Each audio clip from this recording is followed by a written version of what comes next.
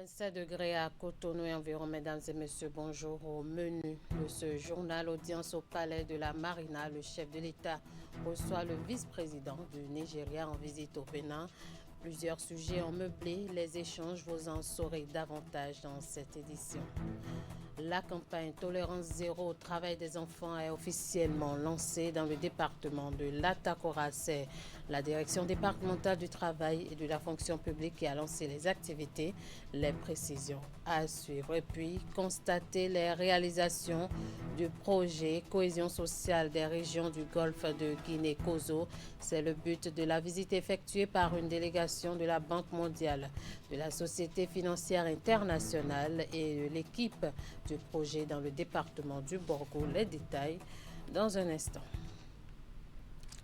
À nouveau, bonjour. La coopération entre le Bénin et le Nigeria poursuit sa dynamique. Le président Romuald Wadaï a reçu au palais de la Marina le vice-président de la République fédérale du Nigeria, Kashim Shettima.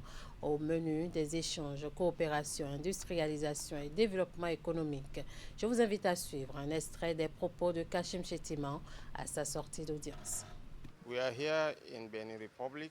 Nous sommes au Bénin pour découvrir un modèle africain de réussite, la zone industrielle de Glodjigbe, la GDIZ. Au Nigeria, nous mettons également en place 8 zones spéciales de transformation agro-industrielle. Nous sommes convaincus que l'expérience béninoise a beaucoup à nous apprendre. Au-delà de notre proximité géographique, le Nigeria et le Bénin partagent une histoire commune. Je suis convaincu, comme beaucoup le pensent, que ce qui nous unit est bien plus fort que ce qui pourrait nous diviser. J'ai également tenu à réaffirmer au président Wadaï la solidarité du Nigeria face au terrorisme et aux autres formes de criminalité transfrontalière. Nous resterons unis. Stand for one another. We'll stand for Benin Republic. En marge donc de son audience au palais de la Marina, le vice-président de la République fédérale du Nigeria a découvert avec sa délégation le hub industriel béninois, la GDZ. Après une visite des installations, Kashim Shettima fait la promesse de rééditer l'exploit dans son pays. Il parle d'un modèle d'industrialisation qui arrive réussi en Afrique. William Cliquant, Rachidi Soubero. Voir une chaîne de production agro-industrielle à succès sortir de terre en temps record à partir de rien rend Kashim Shettima et sa délégation stupéfaits. Au Bénin, à la porte d'à côté, le vice-président du Nigeria découvre à la zone industrielle de Glodjigbe un modèle d'industrialisation qui n'a rien d'un ballon d'essai. Du coton graine à la filature jusqu'aux produits finis, en passant par le tissage, la deuxième personnalité du géant de l'Est est éblouie par le modèle. Il est tout aussi sidéré par les autres unités visitées, celles de transformation de soja et de cajou. L'hôte de marque et sa suite sont davantage épatés en estimant l'impact économique sur la production agricole, l'employabilité, la création de richesses au plan national. We are setting up 8 agro-industrial zones in the first phase in our country. Nous mettons en place 8 zones agro-industrielles dans notre pays et il nous semble impératif de visiter un exemple de réussite africain où l'on observe toute une chaîne de valeur ajoutée. Nous sommes profondément impressionnés et tenons à féliciter le gouvernement et le peuple du Bénin pour leur détermination dans leur démarche d'industrialisation. Soyez assurés que nous allons reproduire l'expérience béninoise au Nigeria. Là-dessus, le vice-président de la République fédérale du Nigeria, les 7 gouverneurs d'État, les 2 ministres du gouvernement fédéral et tous les autres hauts cadres de la délégation ne sont pas en tourisme. Cette visite à la GDIZ vient en prélude à l'opérationnalisation dans leur pays du programme baptisé « Renouveler l'espoir ». Ils sont donc ici, à l'école des meilleures pratiques sur le continent, dans le secret du modèle béninois. Au plus haut sommet de l'État, le gouvernement s'est déplacé pour venir voir Glodjigbe. C'est comment faire pour travailler ensemble, pour ouvrir des portes pour les investisseurs bénino-nigériens. La visite est marquée d'un saut significatif. Kashim Shettima met un plan en terre dans le jardin du bloc administratif de la GDIZ. L'ancien président du Sénégal, candidat au poste de secrétaire général de l'Organisation des Nations Unies, doit pouvoir compter sur le soutien de tout le continent. Voilà la position du groupe alternatif pour le renouveau africain GARA. Au cours d'une conférence de presse tenue ce vendredi à Cotonou, Adrien Poussou, président du GARA, a battu en brèche les arguments qui soutiennent l'incapacité ou la capacité de Macky Sall à assumer les fonctions de secrétaire général de l'ONU. Bien au contraire, pour avoir dirigé le Sénégal pendant 10 ans, la CEDEAO a occupé des fonctions internationales non moins importantes. L'homme a bel et bien le profil selon le conférencier. Sa candidature cesse dès lors d'être une ambition personnelle pour devenir l'expression d'une espérance de l'Afrique tout entière. Voici avec Virgile Arodegnon les moments forts de cette conférence de presse. Nous sommes ici pour l'Afrique, pour une responsabilité qui est devenue la nôtre. C'est ainsi que débutent les propos liminaires de celui qui a passé 15 minutes à vanter les mérites de l'ancien président sénégalais. Adrien Poussou prend sans équivoque le contre-pied des sceptiques pour qui Macky Sall n'est pas un modèle de gestion en raison des incidents qui ont émaillé la fin de son second mandat présidentiel. L'élection du secrétaire général des Nations Unies ne vise pas à désigner le vainqueur d'une élection nationale, mais à reconnaître à une personnalité la capacité d'incarner les principes de la charte, de rapprocher les peuples que tout semble séparer et de veiller sur une paix aujourd'hui plus vulnérable qu'elle ne l'a été depuis des décennies. Voilà pourquoi la candidature du président Macky Sall à ce poste ne saurait être jugée à travers le seul prisme des affrontements politiques intérieurs de son pays. Pour le conférencier, ces événements fâcheux, certes, mais inhérents à la gestion du pouvoir d'État dans toutes les démocraties du monde, viennent plutôt consolider le capital expérience de l'homme. À l'image de l'Égyptien Boutros Boutros-Ghali et du Ghanéen Kofi Annan, ce fils d'Afrique possède bien les qualités qu'exige la plus haute charge administrative des Nations Unies. Son parcours atteste d'une connaissance intime de l'État, parce qu'il a exercé les plus hautes responsabilités de son pays, parce qu'il a dirigé l'Union africaine à l'heure où le continent affrontait simultanément des crises sécuritaires, alimentaires, climatiques et politiques, parce qu'il a porté la voix de l'Afrique dans les enceintes internationales. Le groupe alternatif pour le renouveau africain invite tous ceux qui croient en une Afrique influente dans les affaires du monde à examiner la candidature de Macky Sall à la lumière de ce qu'il pourrait apporter pour la place du continent dans le concert des nations. Ouverture officielle d'une session consacrée à la mission de prospection d'une délégation d'entreprises japonaises au Bénin. L'objectif de cette mission est de faire découvrir le marché béninois aux entreprises japonaises afin de favoriser les investissements et les partenariats d'affaires. La rencontre est initiée par le groupe G-Tour, une organisation japonaise de commerce extérieur sous l'impulsion du ministre béninois du commerce extérieur en charge de l'industrie et de la promotion de l'investissement privé et avec la pièce. Les travaux de cette session se sont déroulés ce jeudi à Cotonou. Voici le compte rendu de Ouliat Sanoussi et Simon Roulonou, présenté ici par Ingrid. Le Forum économique Japon-Bénin s'ouvre à Cotonou. La session est marquée par la présence de plusieurs secteurs japonais dont l'agro-industrie, l'industrie manufacturière, la logistique, les technologies numériques et les solutions énergétiques. Cette visite constitue une étape significative dans le renforcement des relations économiques entre le Japon et le Bénin. Au-delà d'excellentes relations diplomatiques qui unissent nos deux pays depuis plus de 6 décennies, nous souhaitons aujourd'hui donner une nouvelle impulsion à notre partenariat économique. S'il n'y a pas de rencontre, il ne peut pas avoir des affaires. Et donc aujourd'hui, c'est une journée de rencontre qui va permettre aux entreprises d'engager des débuts de discussion, de dialogue. Et nous serons là, la PIEC sera là pour accompagner, pour permettre que les relations se créent, pour permettre que les business se fassent et assister les promoteurs dans leur quotidien. Aujourd'hui, le Bénin connaît des transformations économiques remarquables. Les réformes engagées par le gouvernement ainsi que la position géographique stratégiquement importante du pays en font une destination de plus en plus attractive pour les investisseurs internationaux. On ne le dit pas assez, mais le Bénin est une signature. Le Bénin est un pays dérisqué pour l'investisseur. Vous savez, les Japonais investissent très peu au Bénin. Et cette mission pour nous est une occasion pour que ces Japonais puissent connaître le Bénin, comprendre les opportunités qui existent au Bénin. Je souhaite sincèrement que cette rencontre puisse donner l'occasion de discuter librement, partager les expériences. Et si c'est possible, ça va permettre aux entreprises japonaises et béninoises de chercher la possibilité de partenariats mutuellement bénéfiques. L'ambassadeur du Japon formule par ailleurs le vœu que cette mission représente le premier pas de co-création de valeur ajoutée dans le secteur privé au bénéfice des deux pays. Un tour dans le département de l'Ouémé à l'issue de 10 mois de formation à l'École nationale supérieure des armées de Porto Novo.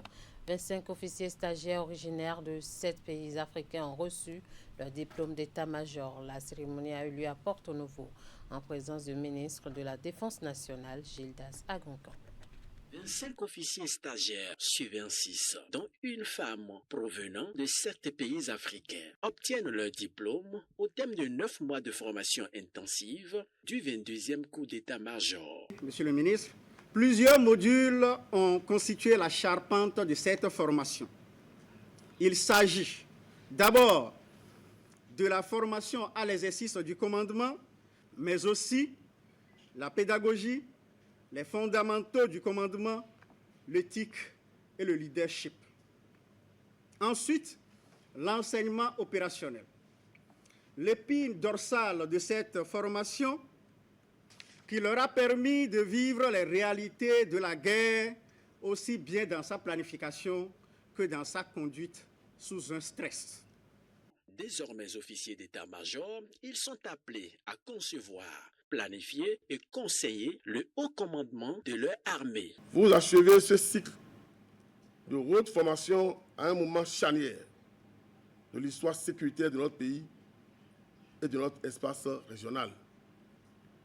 Le Bénin, sous l'impulsion du chef d'État, chef supérieur des armées, le président Roméa Ouadani, s'est engagé dans une profonde dynamique de modernisation et de son outil de défense. Le visage de la menace a changé.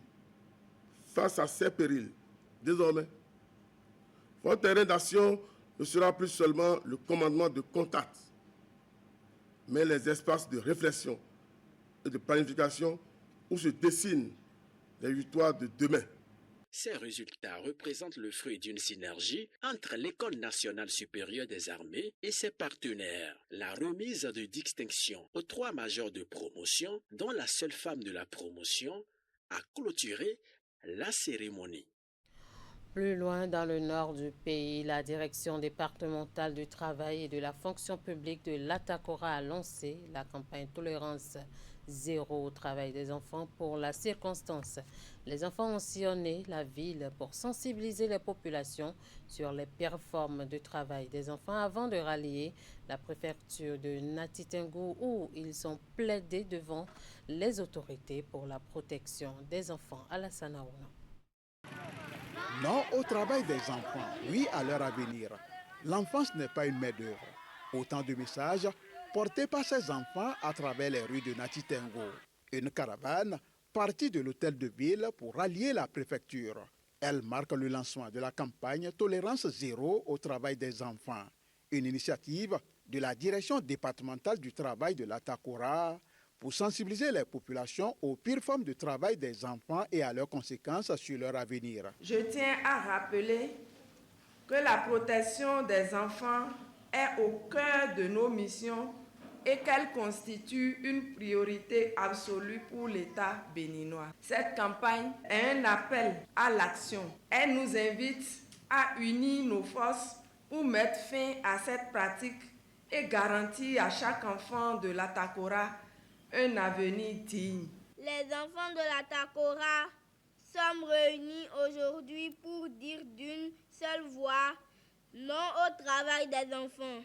Au Bénin, plus d'un enfant sur 2, soit 53% des enfants âgés de 5 à 17 ans, est impliqué dans le travail des enfants. Près de 40% d'entre eux exercent des travaux dangereux. Des statistiques alarmantes qui renforcent l'engagement de l'UNICEF aux côtés de l'État central pour protéger les enfants et promouvoir le respect de leurs droits. Et nous voulons, à travers cette campagne, donc, sensibiliser aux dangers du travail de l'enfant, promouvoir la scolarisation et le maintien de ces enfants à l'école.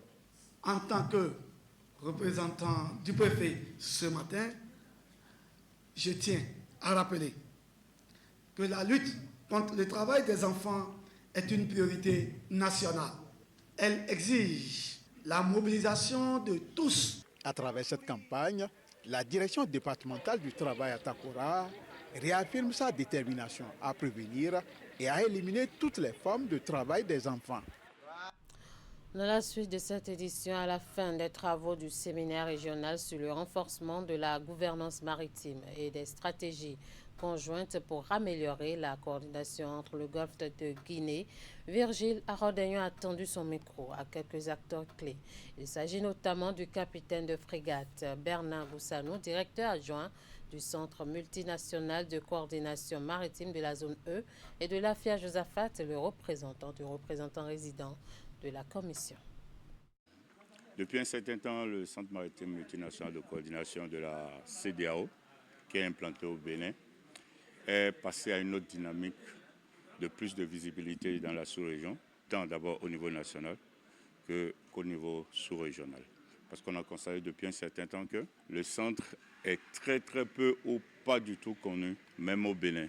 Donc depuis l'année dernière, on est passé à une politique de plus de visibilité. C'est ainsi que dans le cadre de nos programmes d'activité semestriels, au titre de cette année 2026, donc le centre a voulu, au lieu d'organiser une opération conjointe, organiser un atelier régional sur la sécurité maritime, notamment le renforcement des capacités en matière de gouvernance maritime et des stratégies de coordination pour une meilleure gestion de la zone de l'espace maritime E. Donc c'est dans ce cadre que ce séminaire a été organisé. Après 2 jours, nous repartons satisfaits en ce sens que les questions de gouvernance maritime sont au cœur des enjeux globaux. Et pendant 2 jours, il a été question pour nous de questionner les pratiques en matière de coordination de la gouvernance maritime et en même temps d'évaluer dans une certaine mesure les pratiques en matière de collaboration et de coopération pour la sécurisation au sein du golfe de Guinée. Ces 2 jours nous ont permis de relever les insuffisances de nos pratiques, envisager les pistes d'amélioration et de renforcement de nos capacités. C'était également l'occasion pour nous de réaffirmer notre position, celle de l'institution en matière de coopération et de mutualisation de nos efforts pour garantir la sécurité de l'action de nos États membres en mer. Je l'annonçais en début d'édition, dans le cadre de la mise en œuvre du projet de cohésion sociale des régions du golfe de Guinée-Kozo, une délégation de la Banque mondiale, de la Société financière internationale et de l'équipe du projet a effectué une visite conjointe dans le département du Borgou mercredi. L'objectif était de constater de visu les réalisations du projet et d'en mesurer l'impact sur les communautés bénéficiaires, conduites par le coordonnateur national du projet et le directeur général de l'Agence béninoise de gestion intégrée des espaces frontaliers ABGF. La délégation s'est rendue dans plusieurs localités des communes de Parakou et de Niki. Le compte rendu dans ce reportage signé Mansouratou Déné Djibril et Sokrata Dantodé. Dans le département du Borgou, les réalisations du projet Kozo passaient au crible.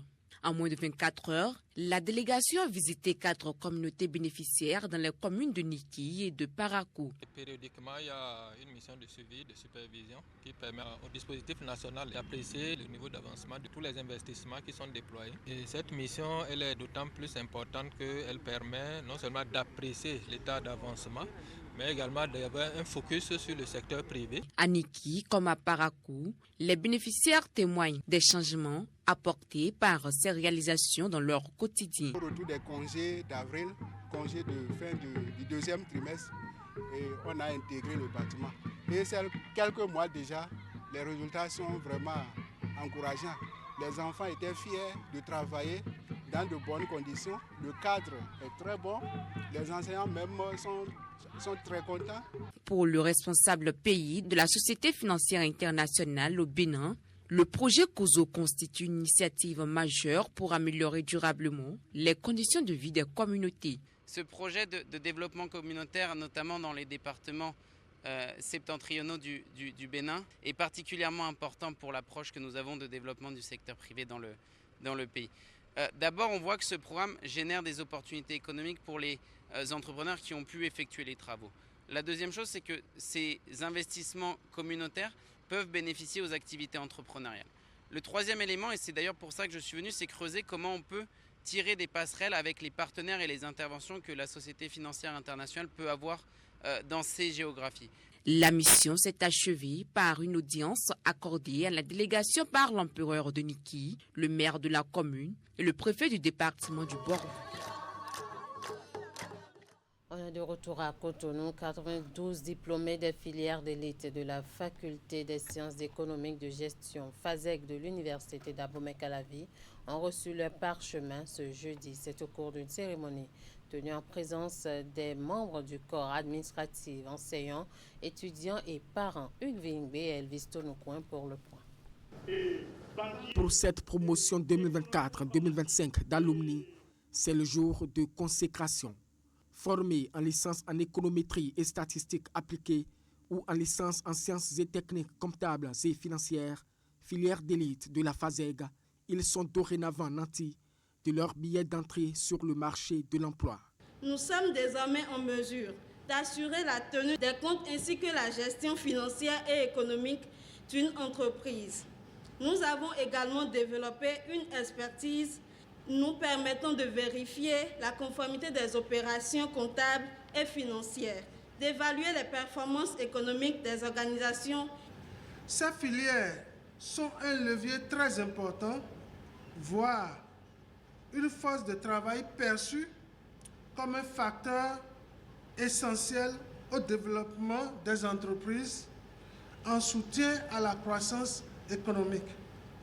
Moment de célébration de l'excellence académique, cette cérémonie a également permis aux 92 lauréats de repartir les sacs remplis de conseils pratiques pour une carrière professionnelle couronnée de succès. Vous ne pouvez pas faire l'économie et être taiseux, ce n'est pas vrai. Vous ne pouvez pas être un bon économiste sans être un bon communicateur. Parce que vous avez besoin de convaincre les gens sur ce qu'ils ne voient pas tout de suite. Le monde est complexe, exigeant, souvent imprévisible. Pour y tracer votre chemin, je vous invite à cultiver la curiosité.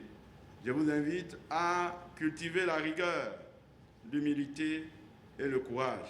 L'événement est marqué par une communication sur les différentes offres de formation de la FASEG.